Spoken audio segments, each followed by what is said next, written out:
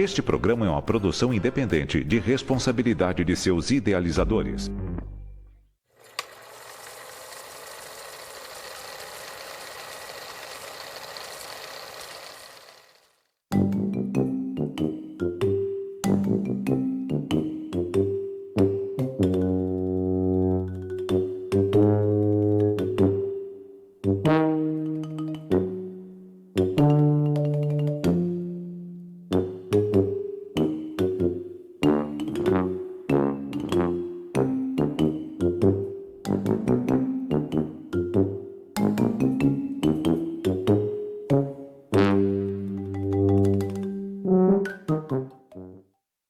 Olá, bem-vindos ao Diversamente, o podcast onde toda mente importa. O meu nome é Mayara Pereira, eu sou advogada, atuo em defesa das pessoas com neurodivergência e hoje a gente está aqui para ter um papo muito importante e muito atual sobre diagnóstico tardio. E eu estou com um time de peso aqui hoje, muito bom, e está tendo até uma dobradinha, né? Que a gente está vindo com o Fernando novamente. Tão bom foi o papo com ele, a gente está repetindo o convidado aqui. E a gente está trazendo Yasmin também hoje, né? E vamos conversar bastante sobre o diagnóstico tardio, sobre o autoconhecimento, né? O poder que isso nos dá. E, inclusive, eu quero trazer para vocês aqui um númerozinho de uma lei que saiu agora, em novembro de 2025, assim, recentíssimo, que é a Lei 15.256, que justamente traz, busca fomentar a busca pelo diagnóstico tardio, porque a gente hoje fala muito de intervenção precoce com as crianças, quanto mais cedo, porque a gente sabe que tem uma questão de neuroplasticidade, uma questão das janelas de oportunidade, mas essa lei vem justamente para nos mostrar que o diagnóstico tardio é tão importante quanto, né? E é sobre isso o nosso papo hoje, para a gente falar do poder de se conhecer, né? Então, vou pedir para o Fernando e para a Yasmin, para vocês se apresentarem, de novo, né, Fernando? Vamos lá, e trazerem um pouquinho, assim, da história de vocês aqui, né? Bem do lado pessoal agora, né? Perfeito, então, começar me apresentando. Então, sou Fernando, tenho 46 anos, sou historiador, né? Pós em andamento, faculdades trancadas, parte do processo. Sou coordenador pedagógico dos nonos até o ensino médio na Escola São Domingos e professor de História, Filosofia e Sociologia no curso universitário. Além disso, youtuber, né? Podcast, não, é a segunda vez no podcast, ainda não sou isso. Né? YouTuber, mas já estamos quase lá. Quase lá. Né? E muito feliz de ter esse espaço hoje. Mayara, obrigado pelo convite novamente, porque falar do diagnóstico tardio é bem interessante, porque acho que eu tenho um livro que eu acho muito legal, que eu estou lendo, que fala sobre o cérebro autista. Em algum momento, principalmente numa questão minha que é muito forte, que é a questão da hipersensibilidade sonora, que chegam pontos falando sobre medições e testes e tudo, e a autora, que também é autista, e diz um momento que é das falhas de buscar um entendimento, porque em nenhum momento esses testes ou o que se imagina a respeito da dificuldade de quem tem a questão da hipersensibilidade sonora ou outras, é perguntado para quem tem, dizer o que sente. São tudo teorias a respeito, mas é muito importante a gente falar um pouquinho. Sim, ouvir porque vem de fora, né? Às vezes parece uma coisa tão simples, tão banal, e, na verdade, exige muito da gente. Né? No dia a dia, por Muito bem. favor. Oi, turma que está em casa, sejam muito bem-vindos. Vou falar aí. sejam bem-vindos. Prazer, eu sou Yasmin, mas aqui nós somos íntimos, então podem me chamar de Yas, por favor. Eu tenho 29 anos, beirando os 30, sou diretora de execução e operações em uma Venture Builder, que é uma empresa multinacional que atua com parte de investimento de outras empresas. Estou no meu processo de fechamento de diagnóstico de neurodivergências. Até então, apesar de eu ter tido uma experiência de alguns aninhos aí na área da educação, ter trabalhado junto com o Fer ali na Rede Sagrado Coração de Jesus aqui em Torres, que é onde nós estamos agora, eu estou tendo um pouco mais de conhecimento dessa temática agora, fechando o meu próprio diagnóstico das minhas neurodivergências, né? Que até agora a Milena passou uma para nós, deu um spoiler ali, de uma, ainda estamos fechando as demais, e está sendo uma jornada de liberdade na minha vida. Com certeza, Essa né? é a melhor forma de traduzir, assim, de liberdade. É uma libertação de crenças que eu tinha acerca de mim mesma, que eu tinha algum problema, que eu era equivocada, que algo me travava, né? Eu não entendia o que estava acontecendo, não me encaixava em alguns ambientes. E agora, com a clareza que está chegando com esses diagnósticos, eu estou entendendo que não é bem por aí que a banda toca. Então, está sendo um processo muito especial e eu estou muito feliz de estar aqui com vocês. Faltou. Saudades. Vou mandar um beijo muito especial para a Dani hoje, para a Dona Maura, que elas estão lá em Porto Alegre, né, vivendo um processo também. Então, um beijo grande, ó. Com certeza fazem falta sempre, viu?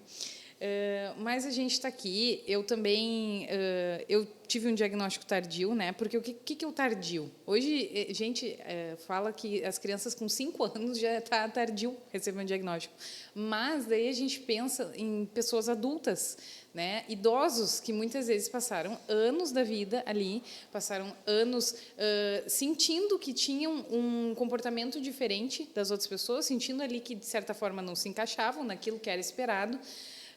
Tendo seus desafios e não entendendo o porquê. E daí, geralmente, qual é o processo que está acontecendo hoje?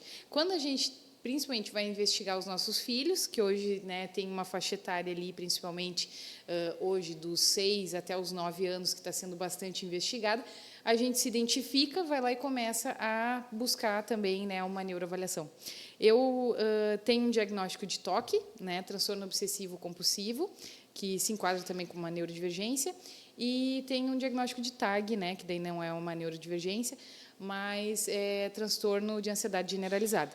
E eu só fui descobrir isso com 28 anos, mentira, com 30. 28 eu ganhei a Alice e eu recebi meus diagnósticos com 30, numa brincadeira com a Alice. A Alice fazia fono, era época da pandemia, ninguém atendia presencialmente, e ela pedia para eu gravar vídeos meus brincando com a Alice. Então, eu via que, assim, quando a Alice virava uma massinha no chão, estava eu catando as massinhas alucinadamente.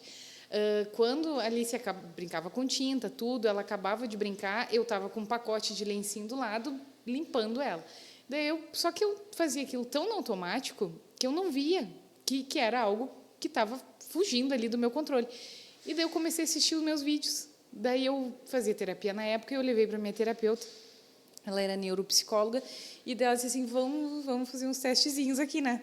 E daí passei por toda uma testagem, e daí é importante a gente falar isso, que a gente passa por testagem, gente, porque a gente escuta muita gente falar assim, todo mundo tem um pouquinho de TOC, né? Todo mundo tem um pouquinho de TDAH. Não é todo mundo que tem, e a gente precisa aprender a procurar os profissionais corretos, profissionais de saúde, a passar por um processo, né? Tu falar que todo mundo tem um pouquinho, tu está desmerecendo, na verdade, toda uma condição que a pessoa apresentou a vida inteira, né? Então, eu queria perguntar isso para vocês.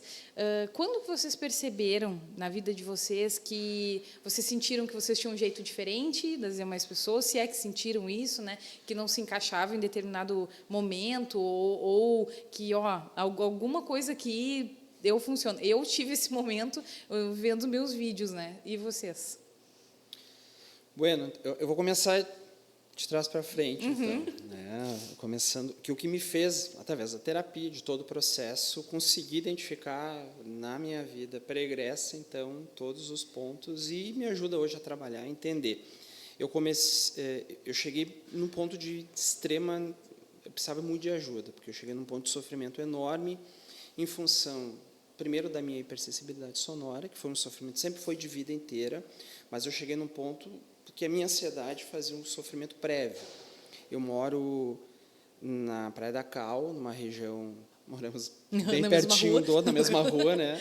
E é uma região que no verão, eu moro 30 anos aí, uma região que no verão bomba, muda, né? As pessoas vêm sem aquele respeito de entender que também é uma cidade, também as pessoas que estão aí também trabalham, têm um horário. Embora haja uma tolerância, se entenda como cidade turística, mas extrapola tudo. E eu sempre sofri muito com a questão de barulho, som, vozes, conversas. A pessoa conversando lá do outro lado da rua, acorda, coração batendo, e aquilo não consigo dormir. Só que eu cheguei num ponto em que chegava a sexta-feira, à noite, e vai ter aquela coisa boa. Sábado e domingo, eu começava num processo de sofrimento extremo, porque eu sabia que ia ter movimentação, ia ter barulho, e, a partir daí, eu passava madrugadas inteiras chorando, sabe? Passei num ponto que eu passava dentro de casa o fim de semana inteiro, com um abafador num canto, numa irritação extrema. E aí conversando, e assim, isso levando a família inteira a um sofrimento, porque daí eu me anulava. Na verdade, era um shutdown pleno e constante. E daí conversando com o Douglas, né, nosso colega lá na escola, né, e Que também veio aqui já. que também já veio aqui. Um dia eu falei com ele, ele disse assim, agora que tu percebeu que tem alguma coisa. E ele me indicou, então, a Milena, né? E indo com a Milena também. Começamos um processo, foi bem longo, acho que umas 15 sessões, pelo menos, ali, passando por vários testes, e apareceu, então, né, dentro do espectro autista, né, um TDAH violento. Tanto que hoje, toda a tua fala eu acompanhei palavra por palavra super tranquilo. Na tua primeira virada aí eu já teria ido no meu normal. E a superdotação e as altas habilidades. Né? Tripla excepcionalidade. Tripla excepcionalidade, isso aí.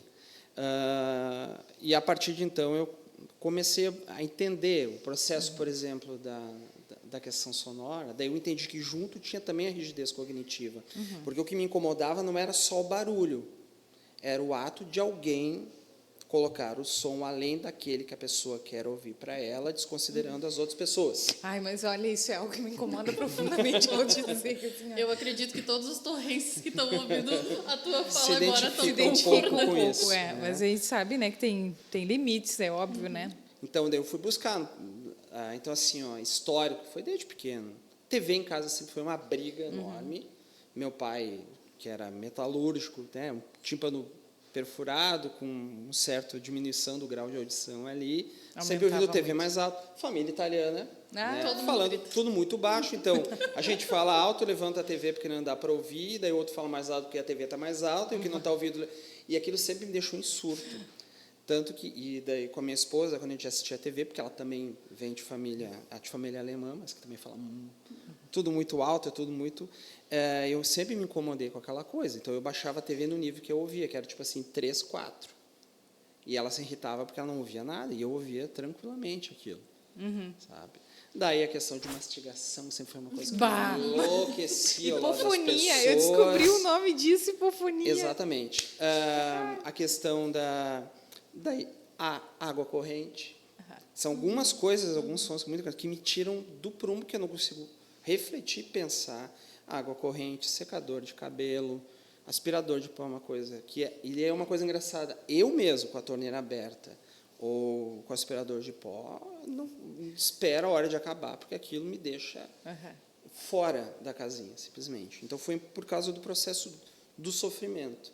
E, a partir daí, eu comecei a entender os meus padrões. Então, sala de aula, que sempre foi um sonho meu, quando eu comecei, uma extrema dificuldade. E daí, depois, entendendo qual era a questão. Primeiro, estar exposto num ambiente onde coisas podem acontecer das quais tu não tem controle. Então, a necessidade de ter o controle o tempo inteiro, para quê? Para ter a garantia do não sofrimento. Então, o começo na sala de aula, para mim, era muito difícil. Até hoje, quando eu entro, várias pessoas falando ao mesmo tempo. Eu não consigo me concentrar, é uma coisa terrível. Então, a minha rigidez da organização, de tudo muito certinho na sala de aula. Quando é que eu entendi que eu comecei, por exemplo, conseguia dar aula e fazer fluir? Quando eu comecei a perceber as possibilidades que aconteceriam dentro daquele ambiente e já sabia, por exemplo, como lidar com aquilo. Mas, quando alguma coisa saía fora, não saber como. A impulsividade fazia parte do processo, então, de não ter filtro. Eu nunca tive filtro, né? Hoje eu tenho, né? Mas medicado, mais tranquilo. Mas a questão de não ter filtro, falar o que quer, de repente ir por uma reunião. Aquele sincericídio, né? Sincericídio total. Ir para uma reunião, por exemplo, e ter aquela coisa que está na mesma, e tu dizer, Fernando, mas não precisa falar, Fernando, mas não. Só que daí eu falar a extrema energia naquilo, e assim, as pessoas não entendendo, porque de tanto ódio, tanta raiva, porque é a forma de falar.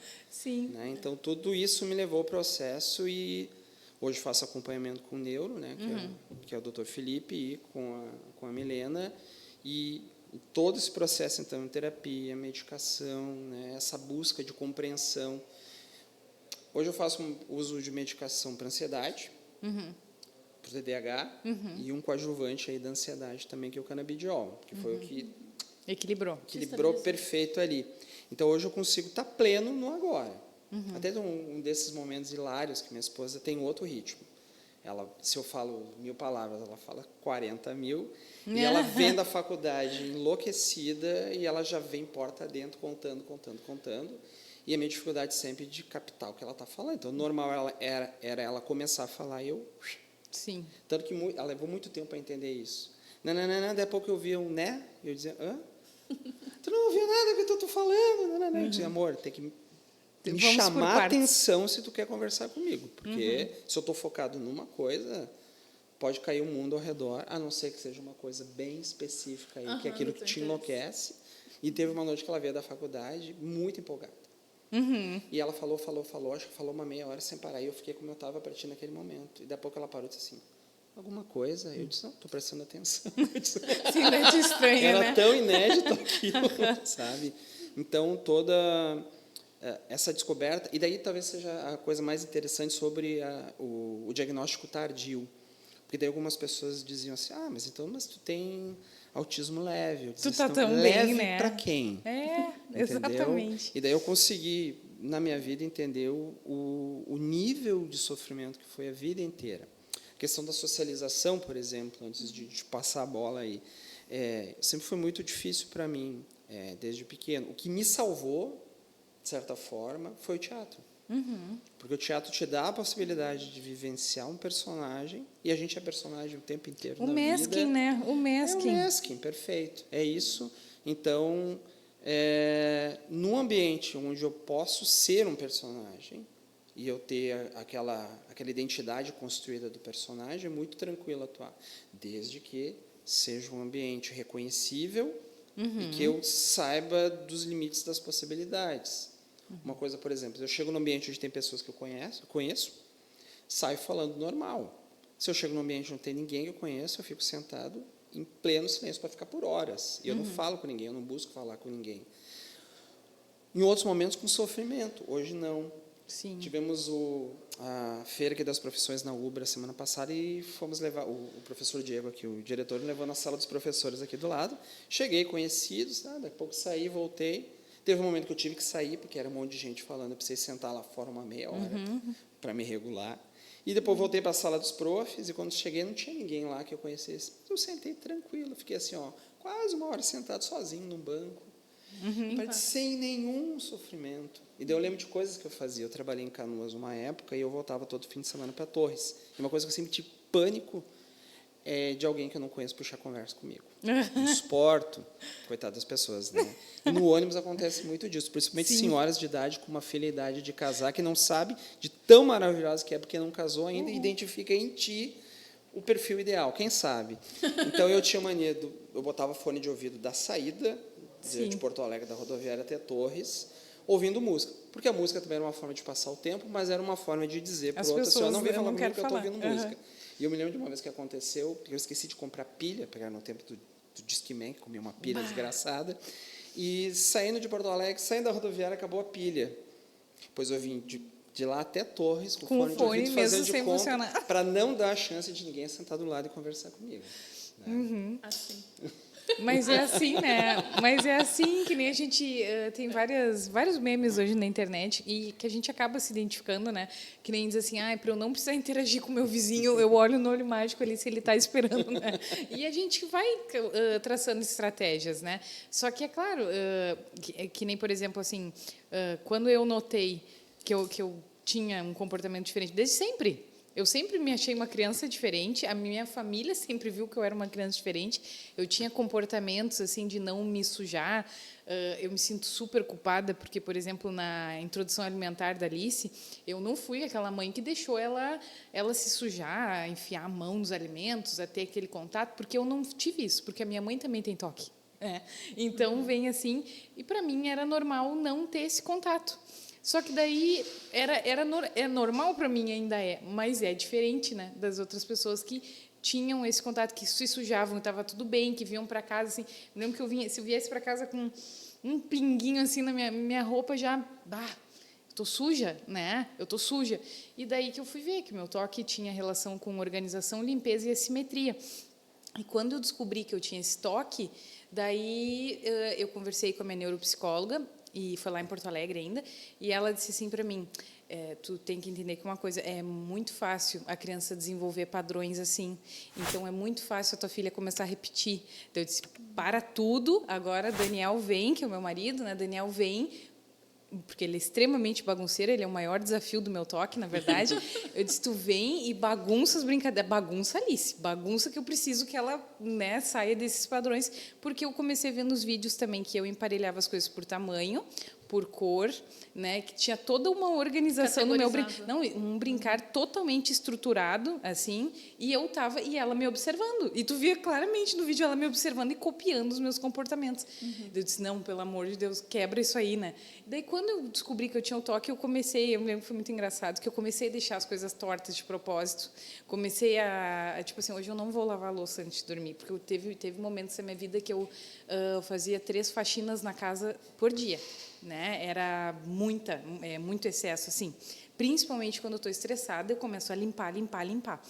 E daí as pessoas dizem, é muito útil. Não é muito útil, porque assim, tu não dormir porque tem um copo na pia não é útil para ti. Não. Tu não dormir porque tu sabe que tem uma coisa que está torta lá na sala. Eu tenho um ritual que eu tenho que botar tudo no lugar para eu conseguir dormir bem. Então, foi fazer sentido para mim quando eu tive meu diagnóstico.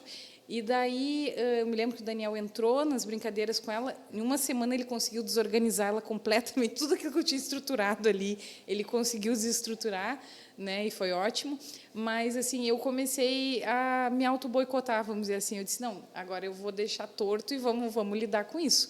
Foram, assim, noites sem dormir, comecei a reduzir aquelas faxinas, comecei a focar minha energia em outra coisa, né, claro que daí com acompanhamento terapêutico, é óbvio, né? Tomei medicação para ansiedade também por um bom tempo, e então que uma coisa une com a outra e potencializa a outra, né? Mas a gente vai criando estratégias ao ponto que a gente começa a se conhecer, a gente vai criando estratégias para lidar melhor com aquilo e para que aquilo também não cause tanto sofrimento no dia a dia da gente, né? Mas vai lá, Yas. Comigo é muito interessante viver esse processo agora e poder relatar isso para as outras pessoas, porque eu conheço várias pessoas que com certeza têm alguma neurodivergência e que têm a mesma linha de raciocínio que eu tinha até 2 meses atrás, Fer. 2 meses atrás. Então, parem para pensar, né? Tenho 29 anos.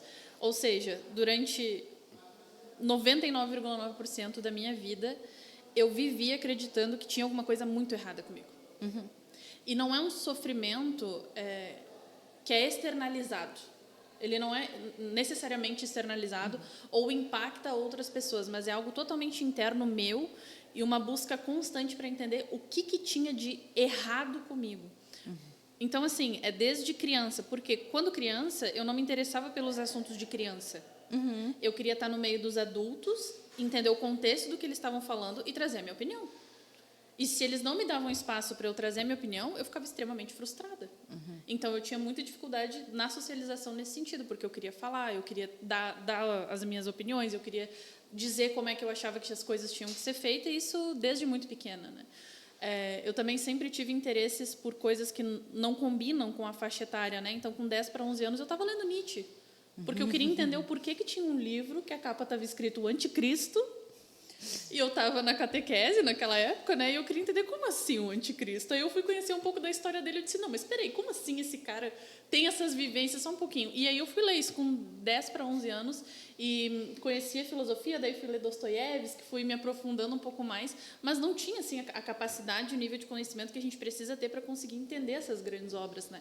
Mas ainda assim eram os meus focos de interesse. E como é que tu vai colocar uma criança de 10 com 11 anos com outras crianças da mesma faixa etária para conversar sobre Nietzsche?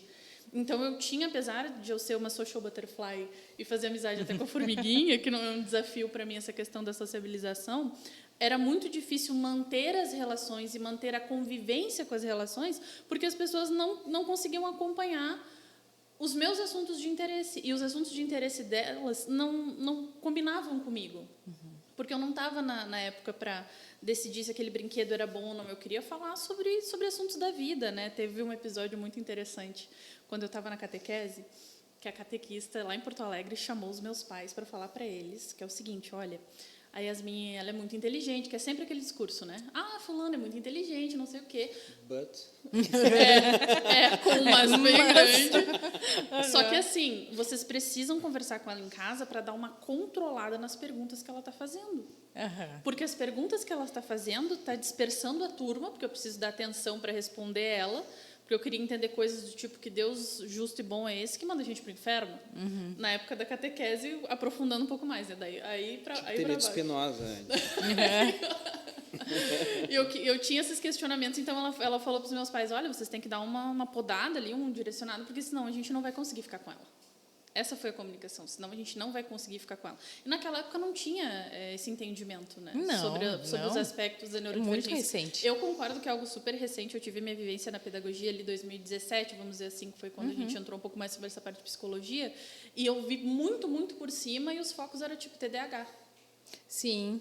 Sim. É isso. E mesmo assim era uma compreensão diferente Totalmente do que a gente diferente. se apresenta hoje. Totalmente diferente. Então foi uma vivência muito dolorosa intimamente para mim. E piorou quando eu entrei no mercado de trabalho.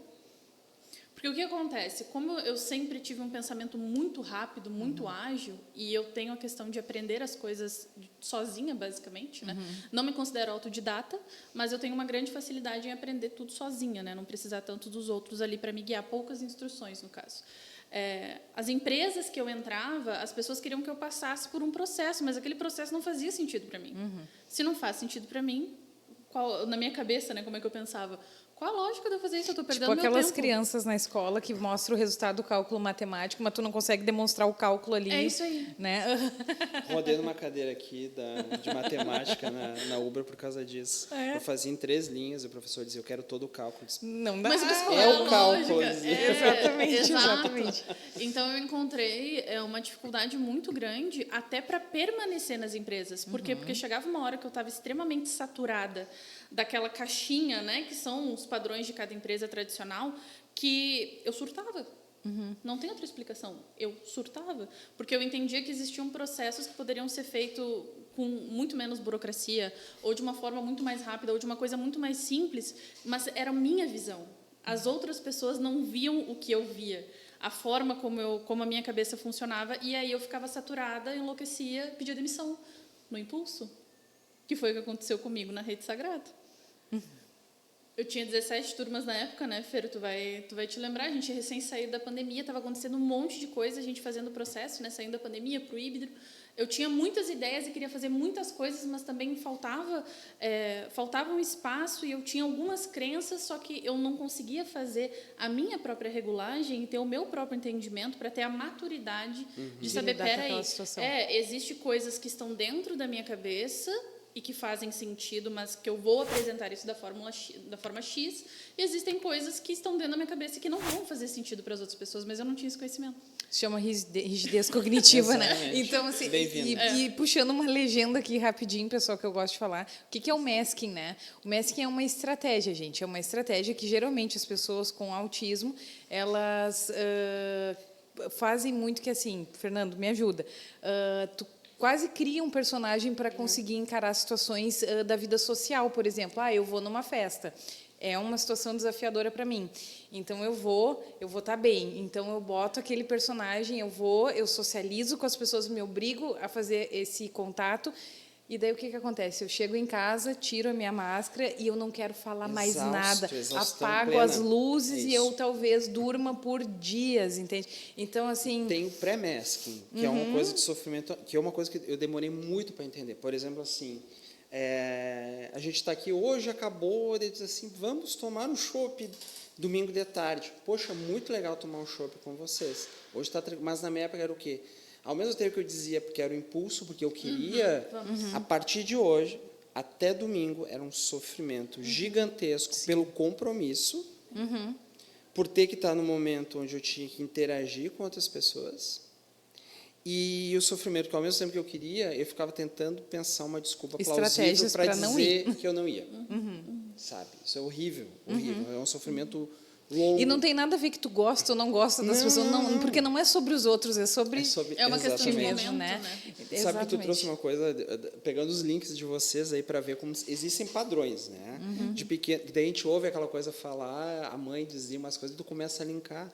A mãe dizia que era muito difícil sair comigo na rua, pequeno. Porque se eu ia no banco, quando eu via, tu estava no colo do gerente. Eu ia numa loja escolher um sapato, quando eu via um barulho, tu estava lá no segundo andar derrubando todas as caixas de sapato, porque tu era uma força da natureza, sabe? Porque era bem isso, eu estava no meu mundo, meu filtro, meus interesses, e isso também é um pouco... Leitura de ambiente talvez seja a maior Também. dificuldade, sabe? Entender o que as pessoas estão querendo dizer, na verdade, aí, ou conseguir entrar no ambiente e entender que está acontecendo determinada coisa e que se espera de ti que tu não seja tu plenamente.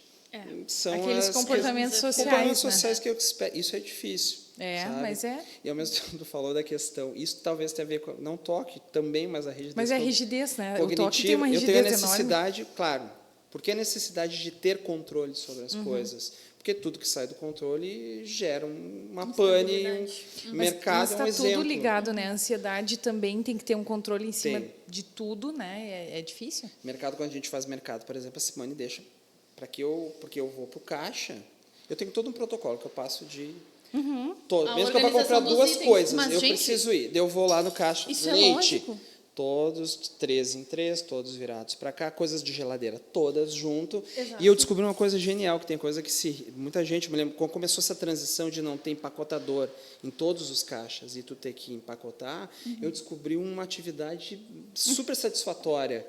Botar Porque cada eu coisa no seu passo, lugar. tanto que às vezes eu passo rápido para não dar chance do caixa começar a empacotar, porque eu empacoto como eu quero. Porque quando eu chego em casa, me facilita muito para guardar as coisas. Exatamente. Tem sessões já, né? Mas Tem isso é uma sessões. coisa lógica. Quando eu vou no mercado, eu faço esse Não é mesmo lógico, processo que tu... é que tá, não é, não Na é. minha cabeça é algo lógico. Para nós é, mas... E quando a pessoa... Por exemplo, uma situação, vou te botar um cenário aqui. Aí tu tá empacotando ali na tua estratégia, vou chamar de estratégia. E a pessoa do caixa, pela sua vontade, vai nos auxiliar e começa a empacotar tudo errado. Eu Não tiro, faça. eu não falo nada, mas eu tiro, coloco no outro. Eu não tiro... Mas, gente, me dá uma agonia.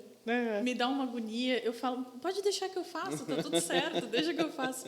Mas é muito desse processo, né, Maia? É muito desse processo. Por isso que eu falei lá no início que, para mim, ter essa experiência, viver o entendimento do que é realmente, quais são as minhas neurodivergências, né? Porque a gente sabe de uma, que ela me deu o spoiler ali para nós que eu ia vir aqui no podcast, a gente sabe de uma, que é a inteligência superior, mas ainda tem outras para serem concluídas, né? A gente já fez as testagens, Dentro mas do ela está fazendo ali as correções, né? E, enfim, juntando o tico e o teco para me dizer, ó, Yasmin, é isso, vamos que vamos. E assim vai indo. Mas é muita liberdade. Para mim não tem outra palavra. Porque eu literalmente fui liberta da crença de que eu tinha alguma coisa errada. É exatamente isso, né? E daí tu começa, como Tu vai a gente começar vem a dizendo... trabalhar a questão de não se autopunir. Esse vai ser um desafio. Mas isso vai ser libertador. vai a hora ser, que tu vai ser. Com começar. certeza. E tu começa a te ser. compreender por que tu faz tais coisas, tem sentido, né? Que nem meu marido diz assim, eu tenho dificuldade de entender o que sou eu e o que eu tenho. Eu disse, bom, é a condição que te acompanha, né? Mas, e é realmente isso, assim, até onde voa a Maiara, até onde vai a ansiedade, né? Eu já tenho lá o sticker da ansiedade, que super me identifico lá em tudo, porque é isso, é uma necessidade, assim, quando uma pessoa vem com uma questão para mim, abre 50 janelas aqui, 50 possibilidades do que poderia acontecer, e eu já estou com soluções para essas possibilidades, e a minha cabeça está assim, eu também tenho aquele, como é que é? Síndrome do pensamento acelerado, então daí dá um combo bom, assim, sabe? E a gente vai descobrindo como que a gente vive melhor. E daí tu vai vendo desde lá, tu vai puxando que...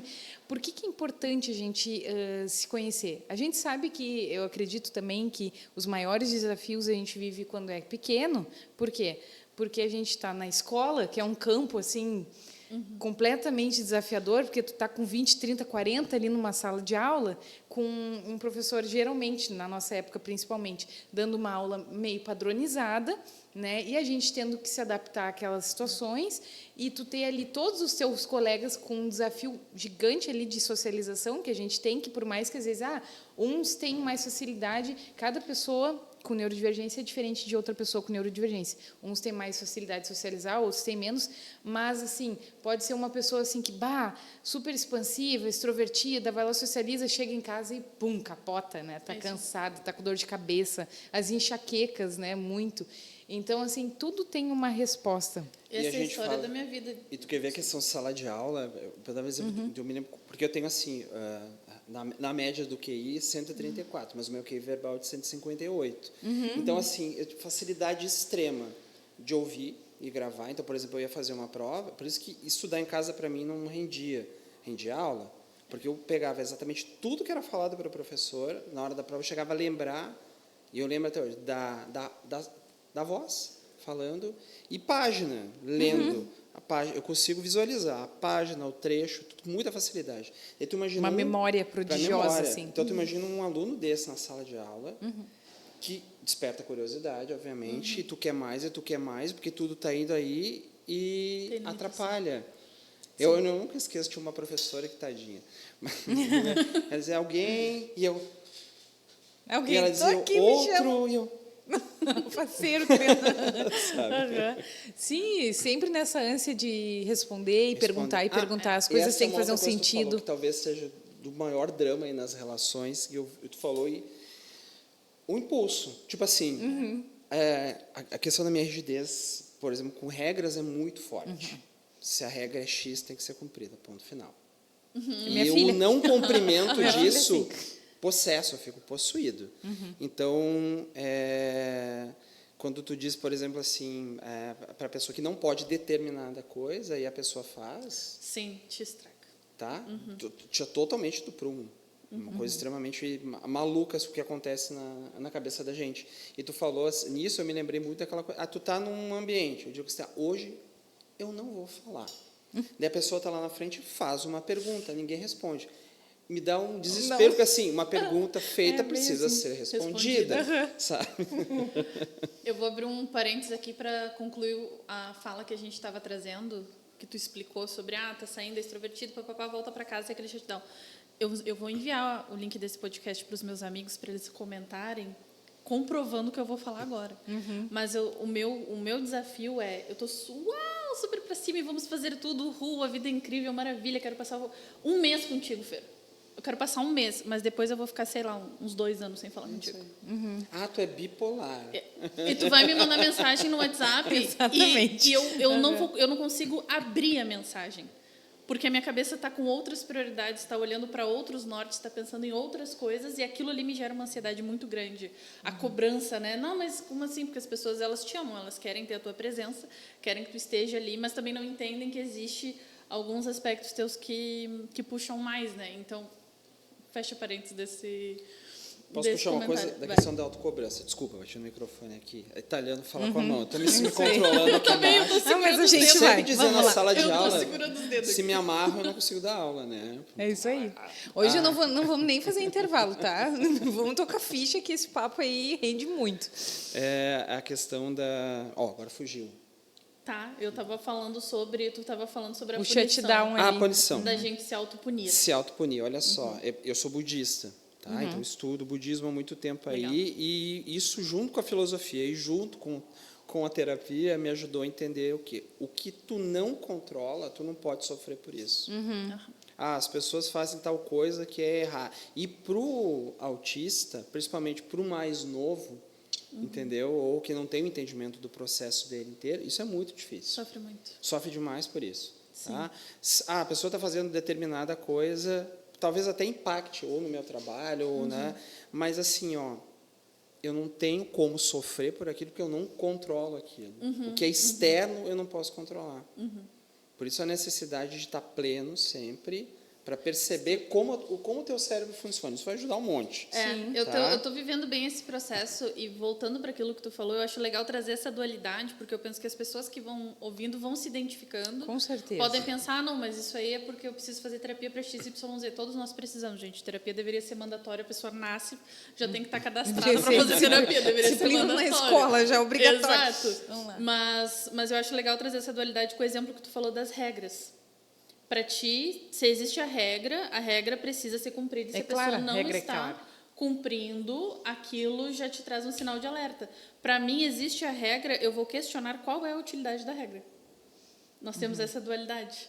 E se eu entender que aquela regra ela não tem uma lógica de acordo com a minha cabeça, a chance de eu seguir ela é muito difícil. Mas, Yasmin, eu vivi isso. Só que o que acontecia por ser assim? Conflitos extremos. Sempre, diários, no trabalho, em casa. E isso leva a um estresse psicológico, um desgaste tão grande, sabe? Sala de aula, porque eu chegava, quando eu dava aula ainda, eu chegava em casa, dormia. A tarde inteira. Sim. Ferrado, tamanho desgaste. Por quê? Porque o tempo inteiro na sala de aula eu estava fazendo as regras valerem, porque aquilo garantia para mim o quê? Um ambiente com menos possibilidade de estabilidade. Dia de prova, por exemplo. Às vezes eu ia na sala, vejo aluno fazendo prova com as mesas assim, com um monte de material embaixo, ou um que já terminou virado para trás conversando. Surtava nas mesas, os tadinhos dos alunos.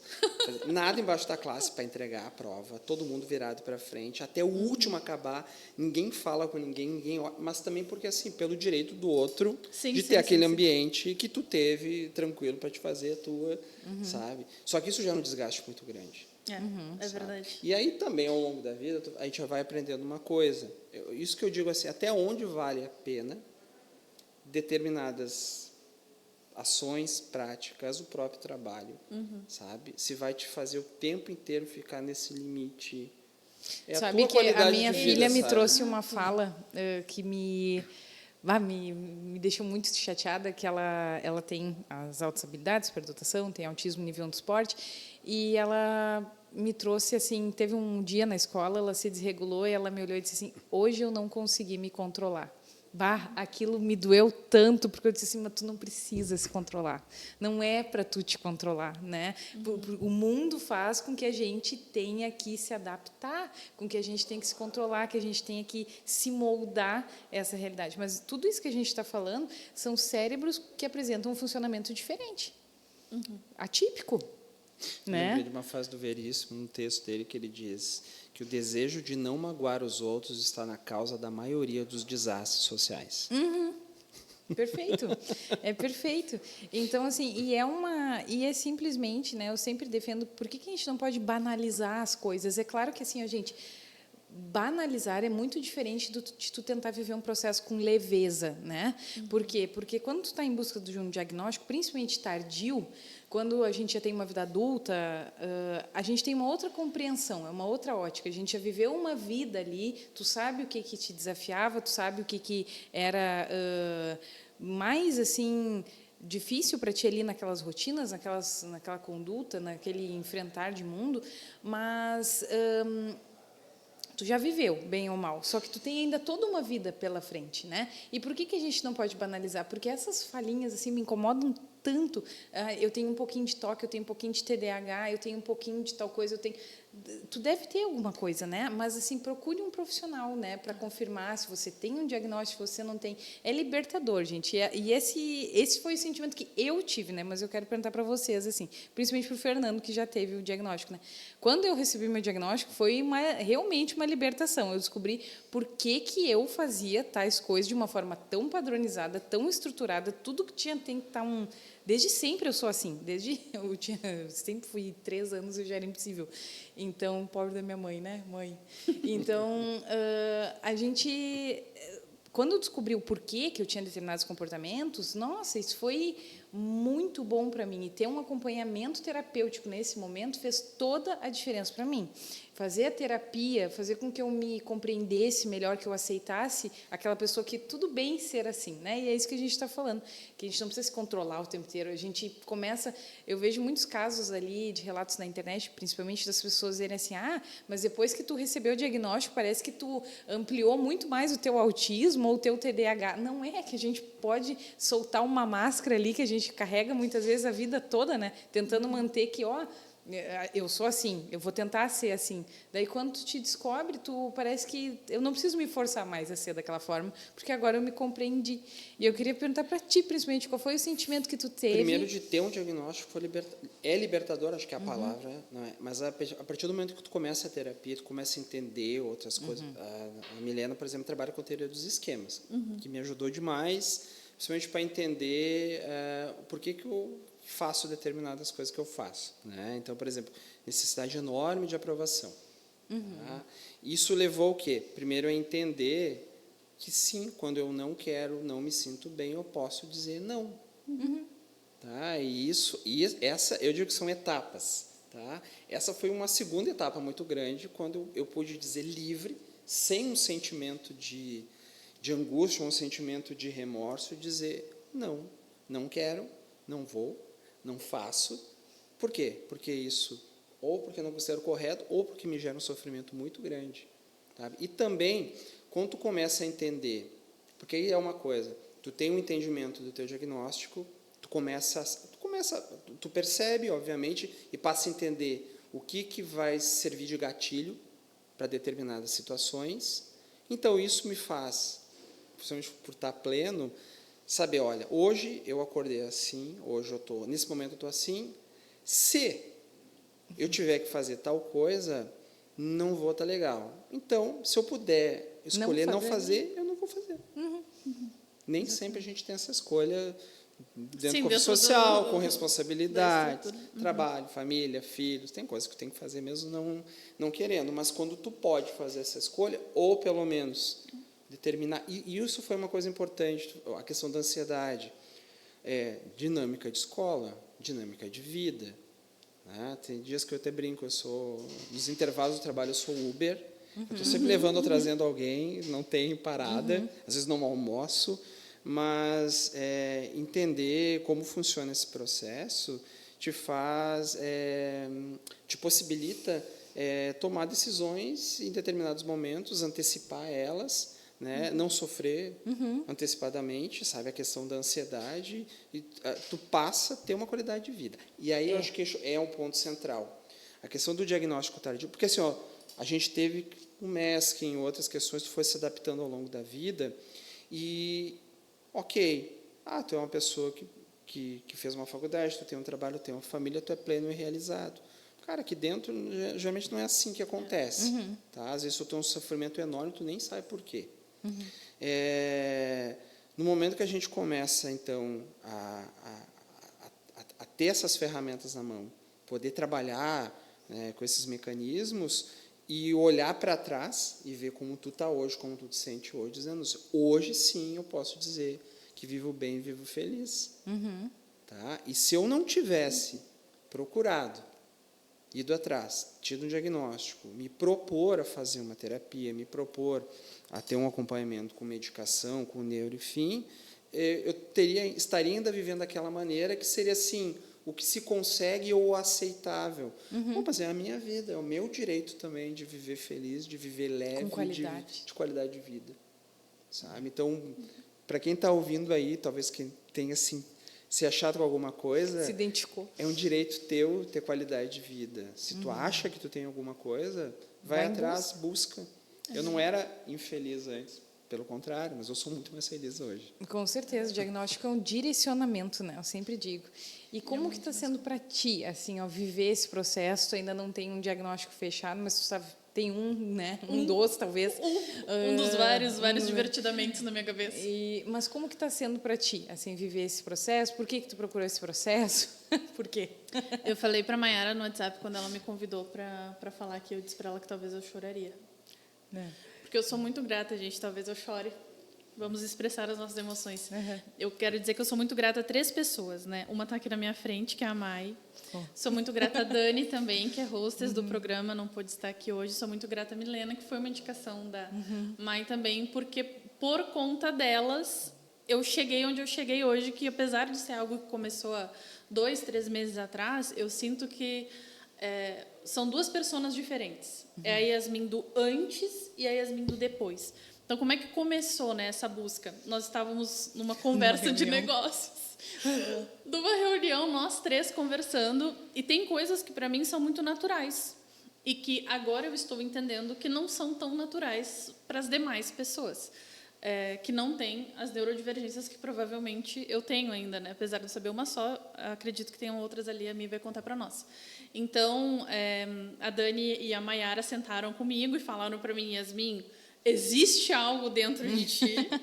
E eu com aquela crença, né? Eu ouvindo duas pessoas de fora falando para mim que tinha algo comigo, eu acreditando a vida inteira que tinha algo errado comigo, a primeira reação que eu tive foi: meu Deus, é isso?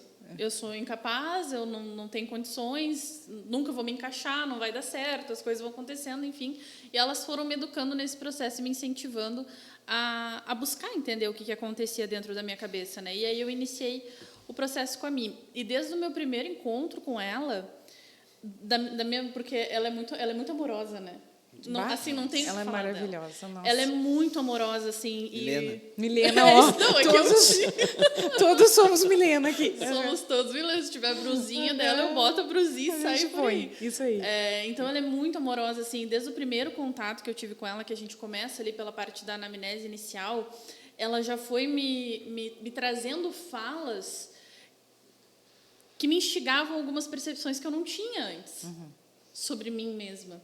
Que é esse processo que vocês estão falando aqui, que é muito importante a gente buscar o autoconhecimento, né? Porque a terapia, a psicoterapia, ela vai nos trazer o autoconhecimento necessário para situações e assuntos que estão na superfície, né? Claro, à medida que a gente vai fazendo, a gente vai aprofundando um pouco mais, e se tem condições, tem vontade, a gente vai aprofundando, mas tendo o conhecimento do diagnóstico das neurodivergências, levando isso para a terapia, a conversa é outra.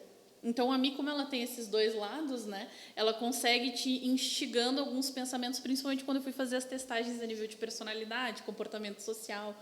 Eu colocava alguma coisa, ela me olhava, e aí depois a gente conversava um pouquinho. Então, assim, foi um processo de grande aprendizado, onde eu estou reconhecendo quem é a Yasmin. Isso é tão importante. Tu tem noção disso, Fer? Eu estou A gente tem. reconhecendo quem eu sou. E isso, para mim, é muito especial, porque são duas coisas que eu valorizo muito: a nossa identidade, a nossa individualidade enquanto ser humano, e a nossa liberdade. Então, eu estou me reconhecendo, reaprendendo como eu sou, e, gente, entendendo coisas que antes eram grandes dores para mim, do porquê que eu vou começar uma faculdade que eu estava super empolgada, comecei a cursar psicologia. Gente, mas na minha cabeça eu ia ser psicóloga organizacional, dentro da empresa que eu estou hoje, né? Porque eu antes atuava como gerente de projetos, que eu sou especialista em gestão de projetos pela FGV, então eu já pensava, não, mas eu vou juntar o gerenciamento de projetos com a psicologia organizacional, vai funcionar super bem e tudo mais. Aí eu comecei a ter aula. E aí eu entendi que, assim, nas primeiras semanas tinha uma temática ali da aula. Eu já entendi essa temática. Ah, mas a gente tem que debater sobre a temática. Mas eu já entendi a temática. Perdi interesse. Sim. E aí me doía. Porque, meu Deus, eu não consigo terminar nada. Por que eu sou assim? Eu comecei a correr. Contando para vocês vão se identificar. Gente, Deus é minha testemunha. Aí comprei tênis, aí eu tenho várias roupinhas de corrida. Aí eu comprei gel disso, gel daquilo. Eu tava fazendo... Vocês têm noção, eu tava correndo há 1 mês, e assim, gente, eu tenho obesidade, né? Eu tava correndo há 1 mês, daí eu já conseguia correr 5 quilômetros sem parar. Que legal. Há 1 mês. Sedentária, saí do sedentarismo para 5 quilômetros sem parar. Se coloca no meu lugar aí do hiperfoco.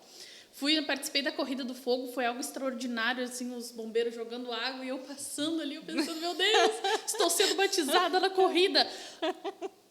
Entrei pra seita. Acabou. E aí eu olho pro meu tênis e eu penso na sensação de liberdade, que era algo maravilhoso da corrida, te proporciona isso, né? É no teu tempo, tu sai correndo, é maravilhoso, tu não tá preso num aparelho da musculação, tu só vai correndo. E eu não consigo voltar. E na minha cabeça, então, tinha todas essas dores, todos esses sofrimentos, uma coisa super simples. Desde criança, os meus pais e as pessoas próximas falam que eu sou muito bagunceira. E eu sofri muito com isso. Tem uma história para contar sobre isso depois. Anota na tua cabeça. Bagunça. Então, assim, o meu quarto... Sabe aquela bagunça que é uma bagunça organizada que tu sabe? Sabe onde estão as coisas. Óbvio. Era tudo assim muito bagunçado. E até hoje a gente faz faxina lá em casa, passa 2 dias, está tudo bagunçado de novo. Eu tenho que ficar catando coisa para botar no lugar. E aí, né, no meu primeiro diagnóstico da inteligência superior, veio a inteligência executiva mediana. E aí eu fui me educar sobre. Então, quando a gente tem os processos mentais muito rápidos e o corpo não acompanha, é natural que a gente vá deixando rastros, vamos dizer assim, né? Então, não é uma questão de eu ser uma pessoa bagunceira, isso não é uma questão da minha identidade, mas sim o meu corpo e a minha cognição não consegue executar tudo que eu penso. Isso sempre foi assim em vários aspectos da minha vida. Então, tá vivenciando esse processo é literalmente reaprender quem é a Yasmin e me reapresentar para os outros. Que esse tem sido também um grande desafio. Quando eu comecei no processo da investigação, muitas pessoas falaram: mas você está jogando teu dinheiro fora. Isso aí é bobagem. Pra quê? Tu tá tão Sempre bem, tu tem, trabalha, tu sempre tá tem. casada. Tu quer ver uma que eu ouvi? Eu ouvi Nossa, hoje. Que mais que isso? O que tu quer mais, né? Tu Eu trabalha, ouvi- tu tem filho, tu tá casado, tu tem emprego, né? Pra quê? Pra quê? Eu ouvi uma hoje muito boa. Quando saiu esse primeiro diagnóstico, eu fui compartilhar com uma pessoa e a pessoa teve a seguinte reação: eu não acredito que tu gastou tudo isso, sempre assim. Eu não acredito que tu gastou. Gente, não é caro. Por uma coisa que te liberta, é um mega investimento, vale a pena. E a pessoa: não acredito que tu gastou tudo isso para saber. Não é gasto, é investimento. Para saber coisas que a gente já fala que tu é. Todo mundo sabe que tu é inteligente. Não, calma. O que tu toma de remedinho pra dor de cabeça, gente, é só guardar lá que depois vai te explicar, né? Por que tu toma tanto. Gente, mas não é um aspecto da inteligência como a gente entende a inteligência. A gente está falando sobre uma estrutura de vida, sobre uma estrutura de rotina, sobre limitações que eu acreditava que eu tinha, que eram limitações, e não são limitações, são potências, desde que eu saiba como conduzi-las. Exato. Perfeito. Yasmin, eu comecei 6 faculdades, tá? Mas eu tinha já um entendimento, que é porque eu sou sagitariano, e sagitariano na tríade do fogo é a brasa já, então não vai. Mas como eu cheguei na fase adulta o ascendente tem mais influência, o meu ascendente é Áries, e Depois Áries dos é 30. faísca, então Nossa, eu fogo entendi com fogo. porque e a minha explicação era essa, até ir atrás do diagnóstico, fazer Era terapia, astrologia. entender que não era astrologia. Mas astrologia te eu gosto, embasava. né? Eu gosto dessa Tem astrologia tempo de também. contar uma rápida? Gente, pior que assim, ó, nós temos 4 minutos, Mas infelizmente, porque passou assim, ó. Se a gente tiver uma segunda temporada, né, que a gente pretende ter, com certeza vocês vão ter que vir de novo. E eu pretendo estar com a Dani aqui, né, pra gente receber vocês. Reserva uns 3 episódios. Não, tem que ser umas 3 horas, tem que Reserva ser uns pra gente 3 conseguir botar em dia alguma coisa. Mas assim, ó, gente, infelizmente a gente está finalizando, mas eu queria que vocês deixassem cada uma mensagem para quem tem essa duvidazinha, sabe? Às vezes a gente não externaliza, que nem tu falou, mas a gente sabe o que se passa no interno, né? E muitas vezes a gente tem essa duvidazinha de, será que eu poderia estar vivendo melhor? Por que eu sempre tenho uma enxaqueca quando eu saio? Por que eu sempre fico com enxaqueca quando eu vou para uma reunião? Por que eu fico tão cansado depois de uma festa, de uma interação social? Por que eu não consigo prestar atenção quando as pessoas falam muito? Então, são perguntas que a gente faz, parece que diariamente tem uma explicação. E eu queria que vocês deixassem uma mensagem para essa pessoa que talvez esteja se indagando por que é importante ela ir em busca e atrás disso. Primeiro, vale a pena. Eu sei que tem gente que tem vergonha. A ideia de ter um diagnóstico é uma coisa vergonhosa, é uma sentença. Pelo contrário. Tá? Mas vai ver que as pessoas vão olhar diferente para mim. Se uma pessoa se afastar de ti por opção dela, a opção é dela. Tu tem que estar bem contigo, não pelo que as pessoas vão achar de ti ou pelo que as pessoas vão dizer de ti. Se tu está bem contigo, só atrai o que for bom para ti. O que não for, tu afasta. É isso aí. E da minha parte, o que eu quero deixar de mensagem para vocês é que, enquanto seres humanos, nós temos um medo inerente nosso do que é desconhecido. E que muitas vezes a gente deixa esse medo sobressair ou grandes oportunidades, que uma dessa é da gente se entender melhor através da descoberta, né, do entendimento das nossas neurodivergências, passarem por medo do que vai vir, né? E depois, eu recebi o meu diagnóstico e depois, nós não somos o nosso diagnóstico. O nosso diagnóstico, ele faz parte da nossa identidade, mas não é somente quem nós somos, né? Nós somos muito mais. Então, vale a pena a gente botar o pé na água, mesmo que a gente não goste da água gelada, mas encostar o pé na água, porque depois que a temperatura equilibra, a gente tem um mar inteiro para nadar e isso é muito especial. São descobertas muito especiais e se alguém passa pelo que eu passo, né, e pelo que eu já passei, não tem nada errado com a gente. É verdade. Não tem nada errado. E mesmo com os diagnósticos, não existe erro, não existe equívoco, não tem nada errado. Nós somos partes que, a partir do momento que a gente recebe o diagnóstico, nós nos completamos e, assim, temos mais condições de transitar aí nos campos da vida. Então, vale muito a pena, né? Com certeza, e é isso, gente, que o Fernando falou ali, Yasmin, foi muito importante, e tanto para um diagnóstico tardio ou se você está fazendo uma intervenção precoce com uma criança, é importante deixar claro que um diagnóstico não é uma sentença, é uma forma de direcionamento para que tu tenha uma vida melhor. Tu vai te conhecer, tu vai entender por que tu tem certos comportamentos, por que, por exemplo, tu começa uma faculdade e não consegue terminar, porque tu te interessa muito por uma atividade, mas passou o interesse e acabou, né? Mas é importante que a gente tenha essa oportunidade de se autocompreender, se autoconhecer, porque é sobre isso, né? A gente veio, eu acredito, pelo menos que a gente veio nessa vida com um propósito, e um deles é que a gente seja feliz, que a gente tenha qualidade, e não é nada que alguém possa fazer por nós, é a gente por a gente mesmo, né?